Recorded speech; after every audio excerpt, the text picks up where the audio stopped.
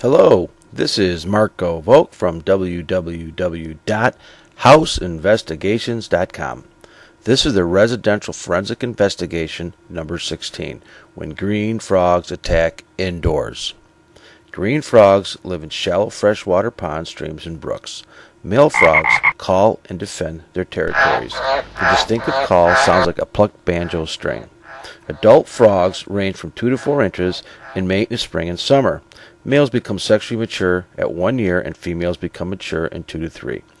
Both sexes have a 10-year lifespan. The female releases eggs and the male simultaneously releases sperm. This fertilization takes place in the cool oxygenated water. A single egg clutch may consist of 1,000 to 7,000 eggs. Algae-eating tadpoles break out from the eggs and later metamorphosize into small frogs. Frogs eat insects, spiders, small fish, tadpoles, larvae, and even other baby frogs. This is Green Frogs 101. In the last 25 years, I have inspected over 14,000 homes and have only come across this indoor frog anomaly one other time. Many homes have a stormwater sub pump. The sub pump usually has cool soil filtered water from the ground or from buried drain tile. This clean water sub pump continuously fills up with fresh oxygenated water that comes from the outside drainage, gutters, and storm lines. This makes a desirable ecosystem for the green frog. The basement or crawl space is a confined space that is usually conditioned, heated, cooled, or dehumidified. Unfortunately, 99% of sub-pump pits have poor covers that are not fully sealed. In the building science world, moist air rises because it's lighter than dry air. This condition is amplified with the basement HVAC system that usually has basement return duct leakage that permits negative basement pressure. If the basement sucks, the basement will suck more humid air out of this sub-pump pit. So what we have is a hole in the ground that has cool, moist air rising. This is the basement Venus flytrap. Thousands of basement bugs like earwigs, pill bugs, spiders, centipedes, and many other small bugs need moisture to survive, otherwise they dehydrate and die. Bugs enter homes through cracks, small holes, and become lost in the unfamiliar basement environment. These lost, discombobulated, dehydrated bugs are searching for moisture. They are attracted toward the moist air rising from the sub pump. After their long, struggling journey, the bugs find their moist haven sub pump pit, and their ultimate reward is the fast-moving, sticky, hungry frog tongue. Okay, there you have it. Fresh oxygenated water, desperate, discombobulated, water-seeking bugs, a mechanical sub pump which resembles a rock for frogs to sit on, 2-foot-high vertical walls that do not permit escape for horizontal leaping frogs, and an all-you-can-eat insect smorgasbord.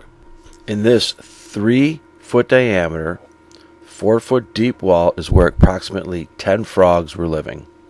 From the best of my knowledge, most were females ranging from 1 to 3 inches in length. I did see one male perching on top of the sub pump. I know this because males have a bright yellow throat and a round circle behind their eye that is usually twice the diameter of their eye. Granted that the sub pump will discharge during rain days and many eggs or tadpoles would become ejected.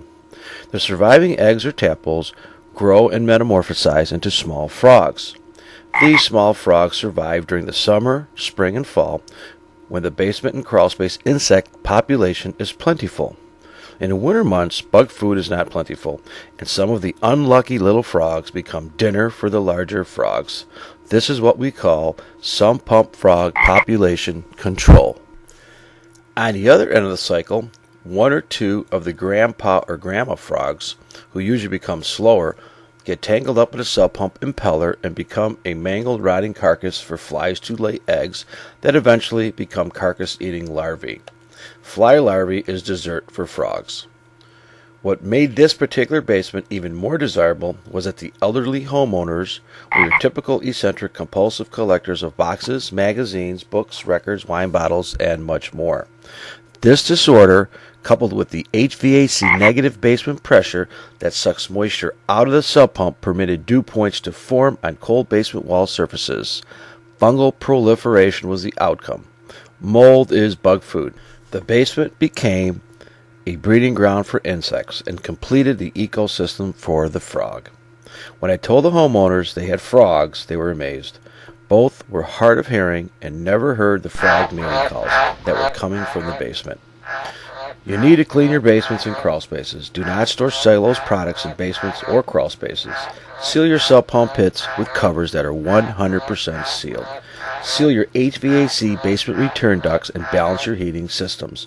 Open heat registers in the basement and crawl space so you can create positive pressure.